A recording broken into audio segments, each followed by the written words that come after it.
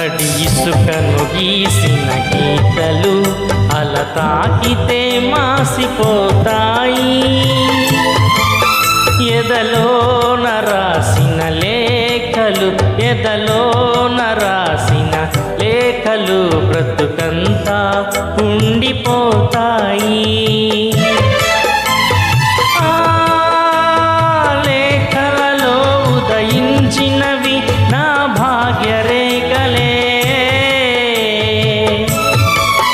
మన ఊపిరిలో పులకించినవి మన ఊపిరిలో పులకించినవి వలపు వాకలే సిపాయి